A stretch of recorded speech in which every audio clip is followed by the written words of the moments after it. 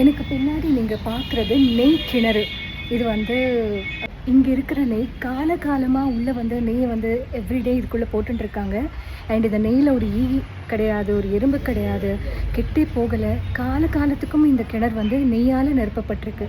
நந்தி மேலே போடப்பட்ட நெய் தினமும் இங்கே கொண்டு வந்து சாப்பிட்றாங்க. ரொம்ப பெரிய அதிசயமாக இருக்குது. இந்த மாதிரி நான் பார்த்ததே இல்லை.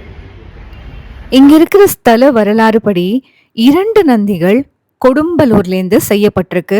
அதுல பெரிய நந்தி தஞ்சாவூருக்கும், சின்ன நந்தி இந்த வேடன்பட்டி அப்படிங்கிற புதுக்கோட்டை பக்கத்துல இருக்கிற கிராமத்துக்கும் எடுத்து வரப்பட்டிருக்கு. அதனாலதான் இவரை தம்பி நந்தி அப்படிங்கிற ஒரு பேர்லயும் அழைக்கப்படுறாங்க, இல்ல நெய் நந்தீஸ்வரர் அப்படிங்கிற பேரிலும் அழைக்கப்படுறாங்க. நான் இந்த இடத்துல கவனிச்சது என்னன்னா, நந்தீஸ்வரர் சிவனுக்கு ஸ்ட்ரெயிட்டா இல்லாம கொஞ்சம் சாய்வா உட்கார்ந்துட்டு இருக்கிற மாதிரி இருக்கார்.